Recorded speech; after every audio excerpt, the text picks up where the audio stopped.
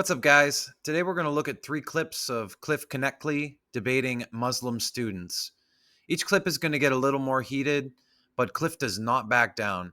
And of course, he makes an amazing case for the divinity of Christ. So without further ado, let's get into it. I'll give you some of my thoughts as we go. There are 3 philosophical reasons that I don't trust Muhammad.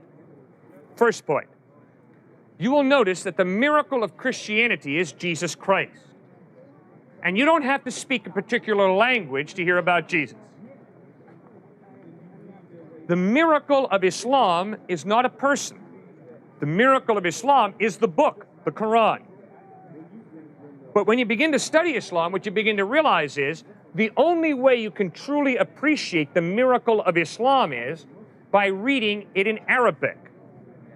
My philosophical problem with that is, why all of a sudden, when God reveals himself very wonderfully in an open way in Jesus, does he suddenly say, the only way to get my clearest revelation is by learning Arabic? That prophets were sent to all the nations in the world to spread the word of Islam. It says that in the Quran. And another thing, the Quran is not the word of Muhammad, it is the word of God. Thank you. It's the word of God, that's right. But it was written by Muhammad. It was not written by Muhammad. Who wrote it? Muhammad was illiterate. He didn't know how to write or read. Who wrote it? It was the word of God, it was divine word. You see? It's every single time. They're very consistent. I appreciate it. All right? It is the word of God, and they're very passionate about it. I respect your passion.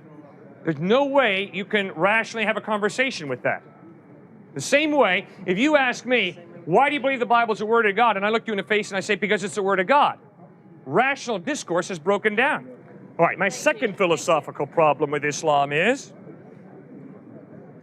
my Muslim friends inform me Matthew, Mark, Luke, and John are inaccurate. They're perverted gospels. In fact, it's been changed, they will say. Right, exactly. So then obviously the next question is, well, where are the unperverted ones? Unfortunately, my Muslim friends cannot produce the unperverted ones. Instead, what my Muslim friends ask me to believe is that a revelation that Muhammad had 500 years after Jesus, which obviously means Muhammad never met Jesus, that book, the Quran, is a more accurate presentation of the historical Jesus than the Gospels written by the eyewitnesses. Well, I'm sorry. Whenever I want to study an historical person, I don't go running to a guy who lived 500 years after the fact. I want to go to the eyewitnesses. I'm not going to trust Martin Scorsese to be my primary source of information about Jesus. Martin Scorsese never met Jesus, neither did Cecil B. DeMille. I'm going to go back to Matthew, Mark, Luke, and John, who live in the 1st century, to be my primary source of information about Jesus. Third point. My third philosophical problem with Islam is, my Muslim friends have great respect for Jesus. In fact, my Muslim friends respect Jesus far more than the typical American does. My Muslim friends believe that Jesus was born of a virgin, that he ascended to heaven, and that he's coming back a second time. Well, that's far more than the typical American believes about Jesus. But my Muslim friends say that although Jesus speaks the absolute truth, Muhammad also speaks absolute truth. And the problem is they contradict each other on certain points. You cannot have A be absolute true and then B be absolute true if A and B contradict each other. Because that does nothing then but to allow for C to come along, claiming C is absolute truth, in spite of the fact that C contradicts both B and A. You cannot have an absolute truth contradicted by another absolute truth. Did Jesus ever claim to be God? Yeah, he sure did. When- John in the 8:58, Bible? Jesus says, before Abraham was born, I am. In John 10:30, Jesus says, I and the Father are one. In John 14:9, Jesus says, he who has seen me has seen the Father. Clearly, Jesus claimed to be God. So he was both human and God at the same time? That's what he claimed. Maybe he was a lunatic, but that's what he claimed. He wasn't a lunatic. He was a prophet. Well, he claimed to be God in human form, which means he's more than a prophet. He's God in human form. But what he claimed. God is something that's superior to human form, so it doesn't make sense for God to be human because he wouldn't necessarily be higher than the other. All right, first point is God is not something. The Bible insists that God is someone, a personal being. And it's totally possible for a personal being who's the creator to humble himself and become a human being. I have a question. Yes, ma'am. You said the first thing about taking a book as a proof for your belief. You said no internal contradictions. How well do you know this book? I got this from your friend the other day. It's the Bible for all of you who don't know. I don't know which version it is. I don't know who's writing, who decided what to put it in here. John, we'll read John 1:17, 18. Do you know this one? I'll read what it says here. It says, no one has ever seen God, but God is the one and only who is at the Father's side has made him known. Right here, it says, no one has ever seen God, okay? Mm-hmm. You believe that? You take that? You want to read it? That's your book. This is what you take. You bet. Right here, same chapter, John 5:19. Right. Jesus, it says here, Jesus gave them this answer. I tell you the truth, the Son can do nothing by himself. He can do only what he sees his Father doing. No one sees, he only does what he sees. Internal contradiction. So then this book has internal contradictions. Can we agree on that? Odo, you don't say yes or no answers. What do you say about this internal contradiction? One of the basic principles of interpreting any book is you have to read in context. And obviously, when you read John chapter 1, the main point is Jesus is God in human form. He begins. But then, ma'am, am I allowed to answer you or not? But you're not making sense. You say the same well, thing then why are over you and wasting over your and time over standing here again? talking to me if I'm not Because making look at all sense? these people here who have questions. There's Fine, then why don't you let me go on to other people? If I don't make sense, ma'am, why do you waste your time? Why am I going to let you misguide them with your misguidance? Oh, I'd I rather see. sit here and So use you have to logic sort of and be a understand parasite it. who comes in here and just feeds off the people who are listening to me talk? Absolutely, why not? You've Well, already that's made a pretty fool sad. of yourself here anyways. Why, that's pretty sad. I'm Why not can't gonna you just be undo open you. and honest and have an honest dialogue? Let me explain this. Yep, Go ahead. okay. Explain this. Absolutely love that guy. Just let him answer. Explain this. Thank you. Okay. John chapter 1. John begins with the words, in the beginning was the Word, and the Word was with God, and the Word was God. Crystal clearly, John 1:1 is stating the deity of Christ. The word there is Christ. The Greek word is logos.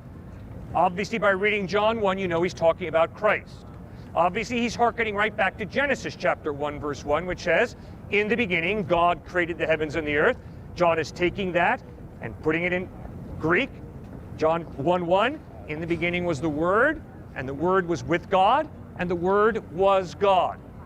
Nobody has seen God. I haven't seen God. You haven't seen God. But the claim of John is, and the claim of Jesus is, that he is God, revealing himself in human form. That's clearly, unmistakably what John 1 is teaching. And you don't have to have a PhD in New Testament. Just read it yourself, and you'll figure that out. John. It's both John. I didn't flip to even a different chapter. It's 2 pages away. Both John saying, one saying no one sees God, the other one saying Jesus sees God. Is it saying Jesus sees himself? Is this something that everyone who reads Yes, the that's Bible exactly and takes right. it as their Jesus own is are supposed claiming to be understand? God, revealing himself in human form. That's his And claim. he sees himself. No, you're Why not would God. John write that? You're not God. What's the difference? Well, if you die and rise from the dead, I will listen very closely to Why everything is you that have the to say. only- Why is that the one thing that you take? Why Did don't you you see take? George Washington inaugurated first president of the United States? Other people did. I trust that. Good, and other people saw Christ die on a cross and they saw him risen from the dead. But they have internal contradictions. No, within there's their no same contradiction there. chapter. We human beings do not see God, but when God chose to become a human being in Jesus Christ, obviously Jesus knew the Father very, very intimately, very, very well. Ultimately, it comes down to the point that the Quran claims Jesus speaks the truth, and it is well documented that Jesus claimed to be God in human form. But the Quran also claims that he was just a prophet. This is a logical inconsistency, and it suggests that either Jesus' statements about his own divinity are untrue, or that the Quran's assertion that Jesus speaks truth are false. Either way, completely undermining its own validity. But let's continue on. In the Quran, we read, Jesus is a good prophet, he is not God. The problem is the historical Jesus claimed to be God. That to be an internal contradiction is on one page it says something, on a different page it says something else. Like the gentleman that left mentioned about the creation. You're how right. creation came The about. Quran That's does an not internal contradict itself, I agree. So then But we'll it go to point number two. contradicts Point number the two. historical evidence that Jesus claimed to be God. Claimed. from what, John and Joseph and Mike and whoever? That's right, man. And that's the only thing. That's the only way I can know anything historically. Historical knowledge is based on the trustworthiness of eyewitness testimony. So then why take what John and those people said 500 years before what Muhammad came with?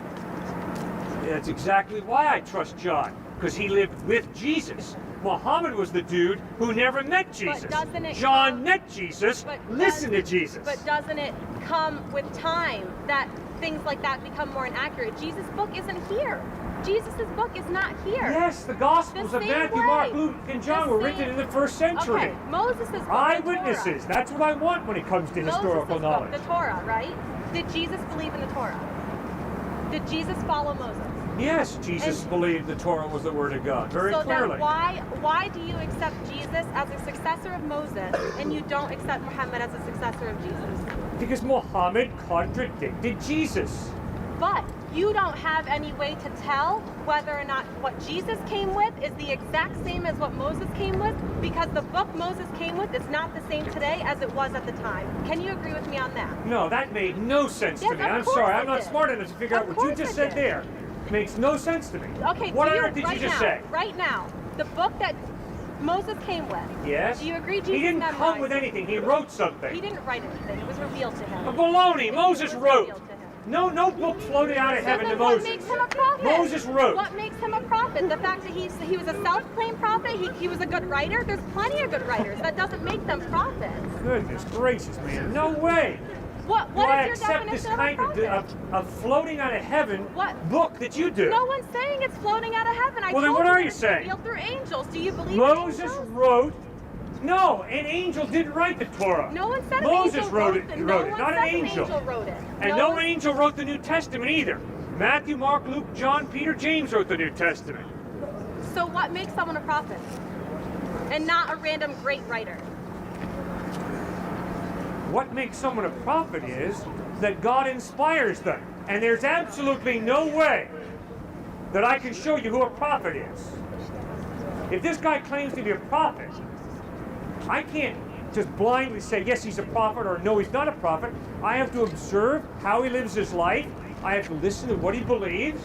And 500 people for you is good enough for that. As long as 500 people say he's a prophet, we're good. We're golden. No, that's your argument. I'm not standing here saying anybody's a prophet. Your argument is follow me to Scientology!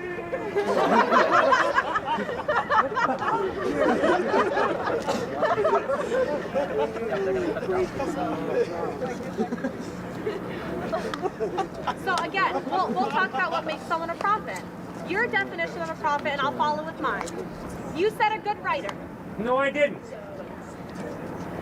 But again, so we're all on the same page. A prophet is someone who's inspired by God, but I can't show you that someone's inspired by God. It's impossible. So this is something in your own heart. I can't show you that a book is inspired by God.